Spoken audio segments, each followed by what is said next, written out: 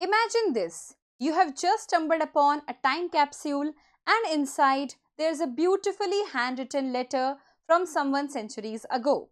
How do you feel?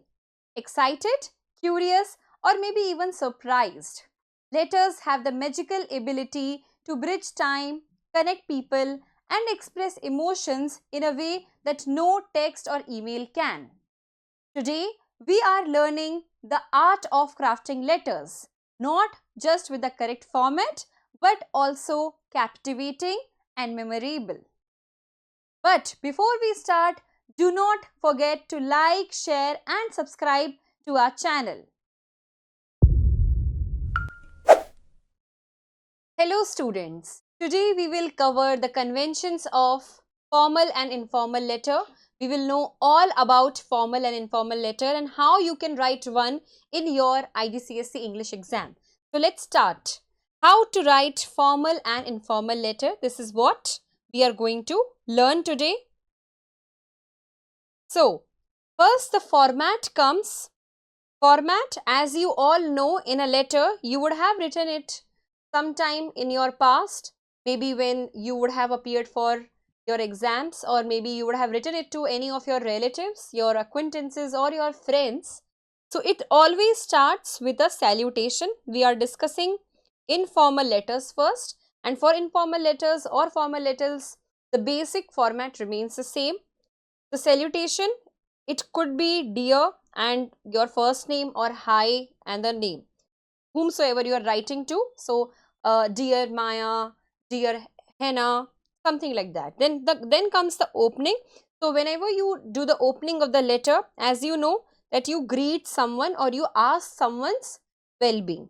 So use a friendly greeting such as I hope this letter finds you well, or it was great to hear from you, something like this. Let's come to the body now.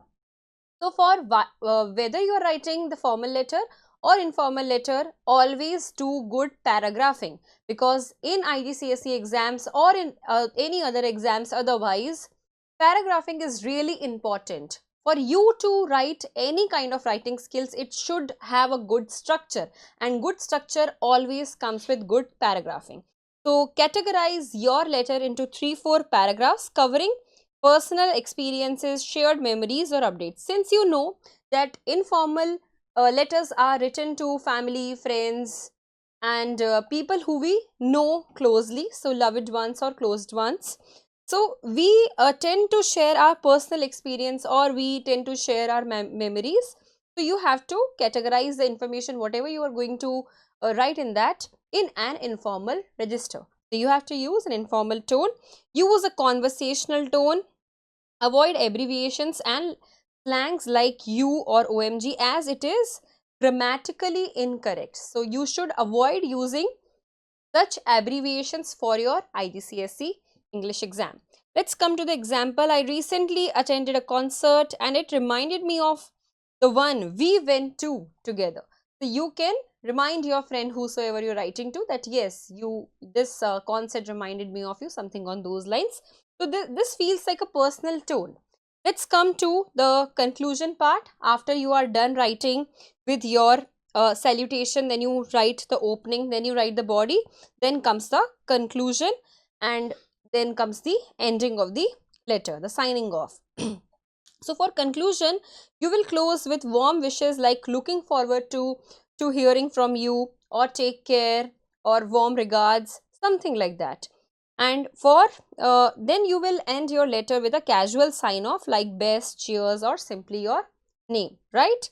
Let's see the tips which are important, and this is what you have to pay attention to mostly, that keep the tone light and warm. Since you are writing an informal letter, so your tone needs to be light, warm, and conversational, right? Let's see the second one. Include personal anecdotes to make it more relatable. So whatever text you are going to get in your IGCSE exam, as you know, if not, then I will tell you while we will be practicing the question from one of the IGCSE papers only, that how we get the paper, how we get the question in the exam paper, and how we are to approach that question, and then how to write that particular letter. So we are going to know all about it, but you will have to be here and be hooked to the video. So proofread for spelling and grammar, this is what the next step is. Let's come to formal letters now. The format for which is the same salutation, but you will use a slightly formal salutation, which is dear sir, madam, or dear title or last name. Opening, clearly state the purpose of your letter right away. This is what the formal letters are all about. You don't have to be conversational, you don't have to ask for well-being. Instead, you have to clearly state the purpose of writing. Then comes the body, the same way it has to be paragraphed and be structured in such a manner that you have 2 to 3 or 3 to 4 paragraphs. Maybe the details about your request, complaint or suggestion include specific details, dates and events, and a respectful tone should be maintained. As you know that the language register which is used in formal letters is formal, so you don't have to be casual in your tone. Then comes the conclusion and then comes the signature. So you can politely state what action you expect. I look forward to your response, or thank you for your attention this matter. So you can write all of this and note it down, that how you can put the structure of the letter. Then comes the ending, the signature, the sign off, yours sincerely or best regards, followed by your full name. So we will now see some examples. So let us see the example of formal letters, but before that, let's see the tips also for formal letters that use formal language. As I told you, avoid contractions, do not instead of don't.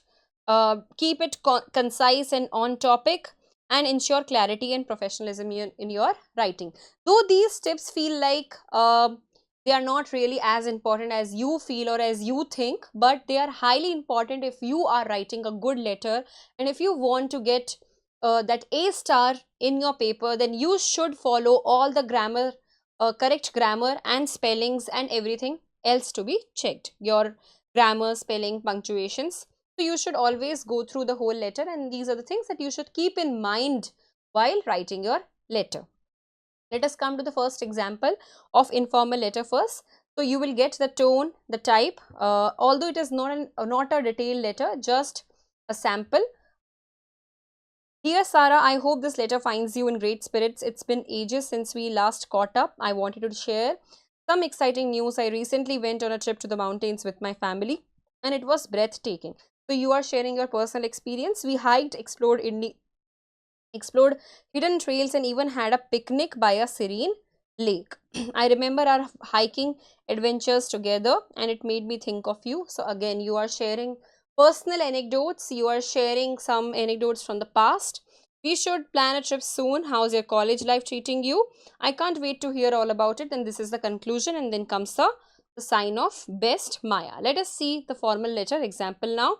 So there comes the format, the address and email, and then the date, and then a subject is a must while you are writing a formal letter. A subject, concerns regarding recent curriculum change. Then comes the salutation, dear Mrs. or dear Miss Roberts, I am writing to express my concern regarding the recent changes in the school curriculum. As you can see that directly the writer has come to the purpose of writing the letter, not going around and beating around the bush, but directly coming to the purpose. While I understand the need for modernization, I believe these changes may negatively impact student learning outcomes. I would appreciate an opportunity to discuss this matter further and suggest alternatives that could benefit both students and faculty. And as you know that in the conclusion you can write about some suggestions, maybe. Thank you for considering my request. I look forward to your response, and then the signing off. Now let us see the question, that how you are to approach a practical question, and how you should not read the text first. Instead, read the question first, and then you will get to know that these are the things that you have to include in your letter. So let us see. The question goes like, read text A and B in the insert and then answer section A, question 1 on this question paper.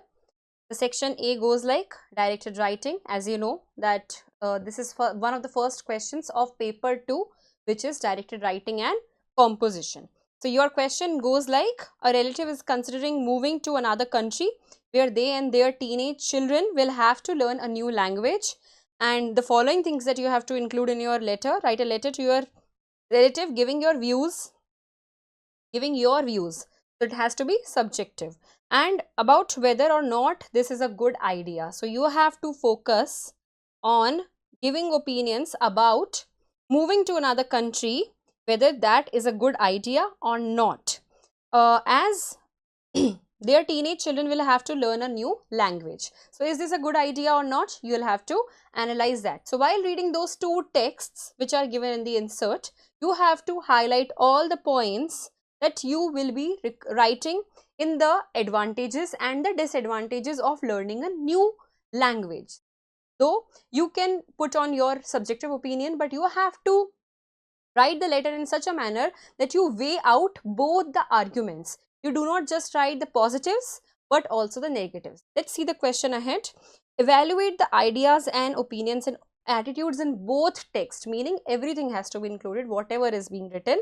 Explain how successful you think the move will be for adults and for their children. Then you have to, this is a second analyzation that you have to do. Base your letter on what you read in both text, but be careful to use your own words. This is very important, that you cannot just copy phrases and pick up points from the letter and write the same in your letter in the paper. You have to write them in your own words, and for that we have to do planning.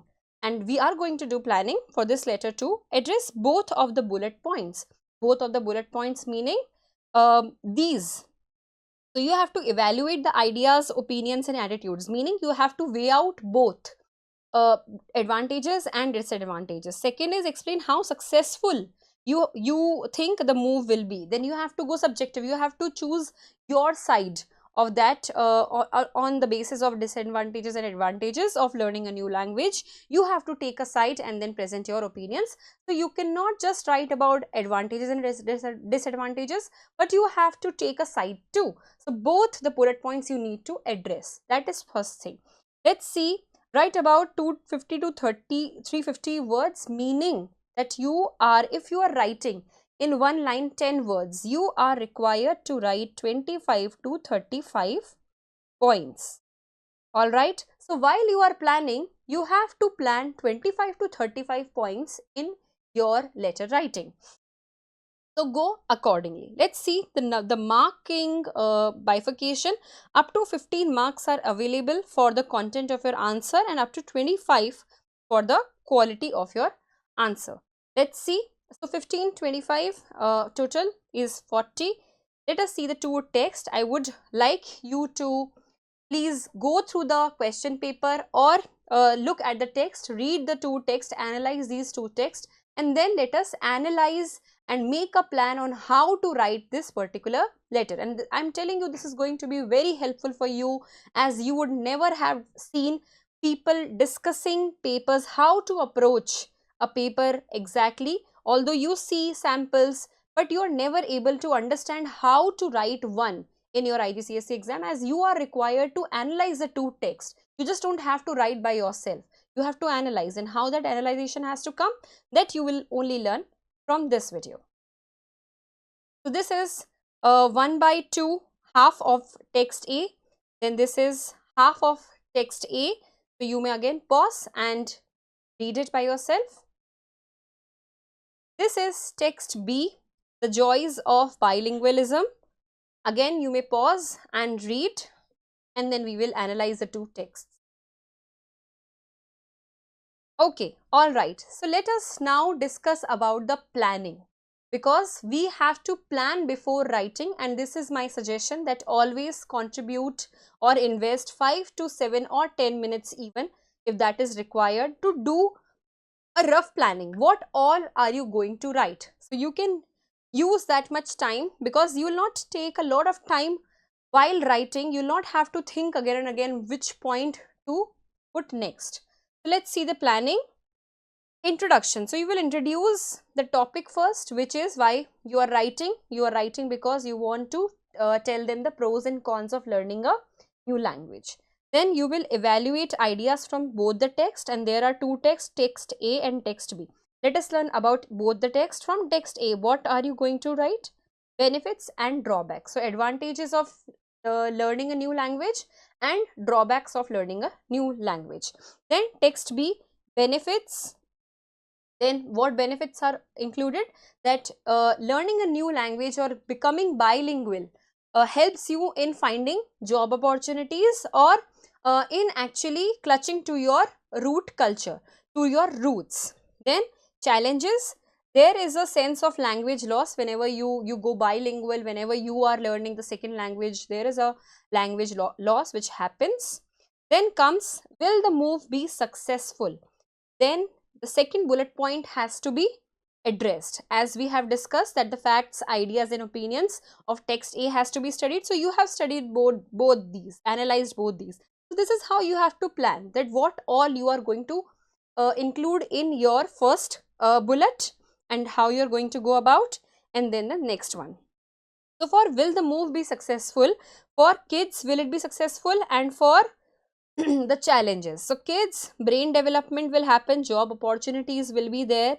Challenges, culture adjustment, because since you belong to some other culture and then learning a new language makes you attract to that culture, so there will be a cultural adjustment, or maybe you do not like that culture but you have to somehow adjust it, so that you have to consider in this. Then comes the conclusion, in which first you will give the summary, then comes the final opinion, and then comes the reassurance. So this is how you should also plan. So this could be messy, this could be as messy as you want, just that you have to write what you are going to write in each of the paragraphs, that how you are going to approach the letter writing.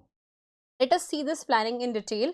Introduction, obviously you will greet them warmly, acknowledge the relative's decision to move, that yes, it's nice that you are thinking to move, or maybe whatsoever your opinion is. Express empathy, I understand this is a huge step, especially with the kids needing to adapt and learn a new language. Then expressing empathy, this is what we are supposed to do. Then evaluating ideas from both the text. From text A, highlight benefits like cognitive flexibility, empathy, personality development in kids. So again, emphasizing on the fact that do not use the language which is already used in texts, the given text. Instead, use your own language. This is what Cambridge, this is what IGCSE focuses upon, and you should too. Mention drawbacks, struggle with humor, feeling out of place due to language difference, and then personalize it. I think this could really benefit child's name, maybe help them understand different perspective, because you know that informal letters are personalized letters. They are informal in tone, so you can actually relate to this idea too.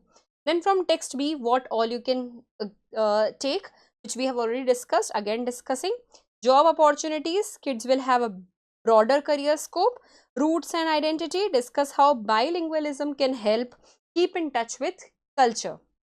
Then risk, losing one language if not practiced equally, that is the risk, that is the con of this topic.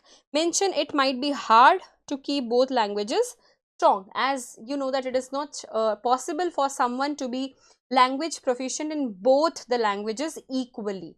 It might be the case if you are speaking a certain language, maybe if I am speaking English, then I could be proficient in English, but if I am to speak now my mother tongue, I would probably not be as proficient or efficient as I am right now while speaking English. So that happens. This is true too. So you have to mention that. So take the topics on you, personally on you. Try to imagine yourself in that scenario in whatever writing skill you write. Transition. So one, again, you need to think of the transitions also, because when you are doing paragraphing, just doing paragraphing aimlessly does not work. You have to think that what all points you are going to write in that one particular paragraph. So if you are going to write just about the benefits and disadvantages from text A, then you have to think of the transition also, how you are going to come to the next one, how you are going to talk about the text B. So transition, so one hand the move offers great growth, but there are some real challenges too. This is how we balance out. Then will the move be successful? This is the second bullet point of the question that is being addressed. So for the kids, it will be useful or successful. How? Mention brain development benefits. Research shows it can actually boost their brain power, social and future job benefits. They will be more open-minded, make friends easier, and have more job opportunity.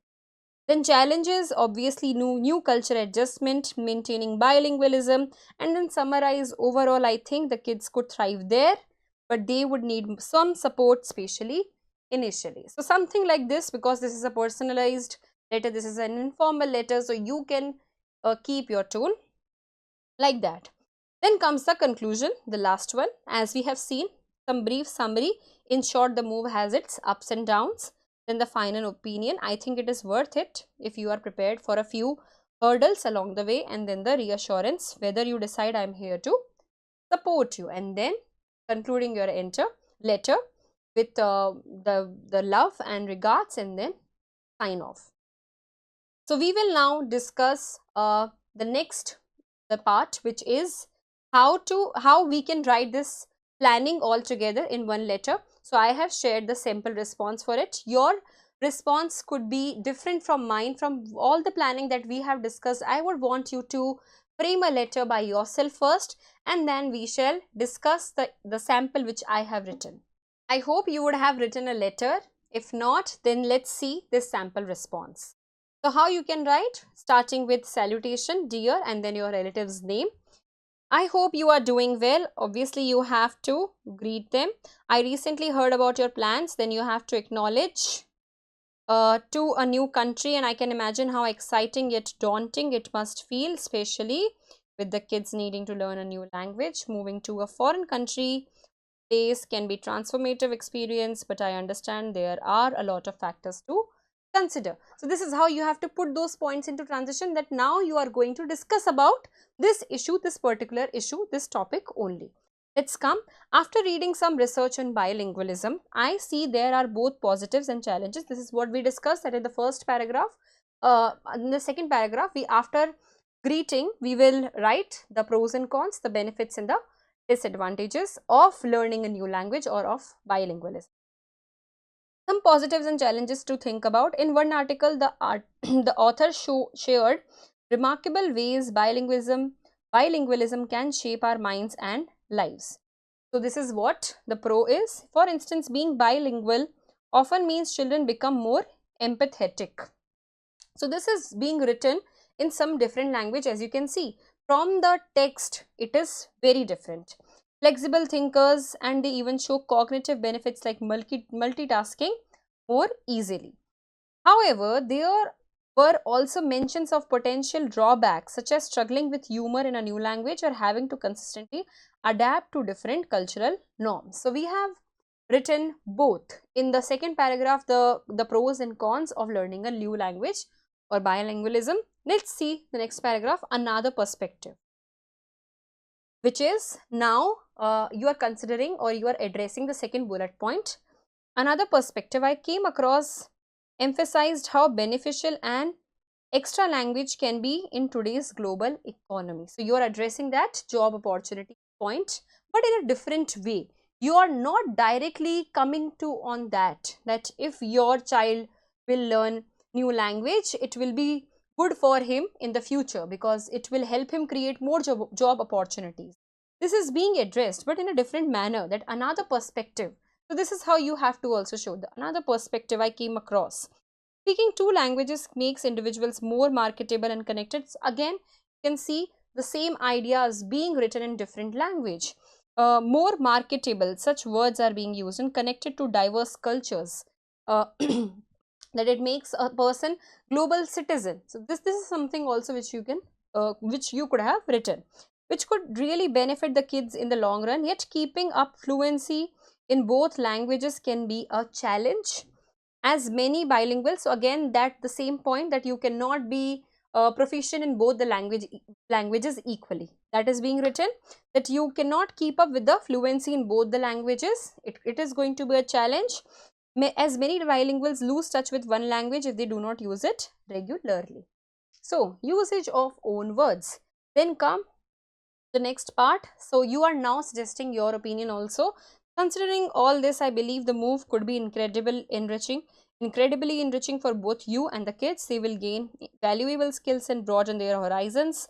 Though it might be tough at first adjusting to a new culture and learning a new language, then acknowledge that also, that it would be difficult. So again, the start in the end is very much similar, just that there is a difference in the language tone, in the language register.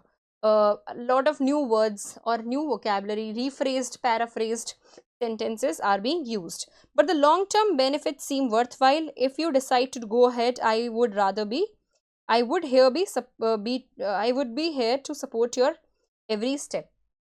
And in the end, it's a big decision, but I'm confident that with a positive attitude, and this is how you need to pump up your relative. If you're close to someone, then you got to pump them, and this is how you have to also conclude the letter. Patience, it could be wonderful adventure for the whole family. Take care, and let me know if there's anything I can help you with as you weigh your options. And then warm regards and your name. So if you will be writing such a letter and you will be planning in such a manner, I'm sure that you will also get a an A star. And just let me know if your letter, the one which you write after looking from both the text and looking at both the text, was any different from mine, and how you approached it, or how were you able to approach even after looking at the planning that we did before writing the letter. So this is the key advice here, that always plan before you write, because planning is what gives you the driving map on how you will go about in the paper.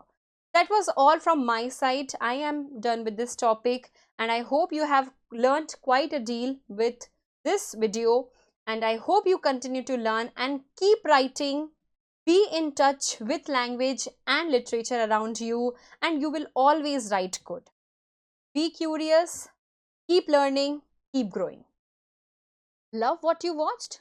Give it a thumbs up, share it with friends, and subscribe for more.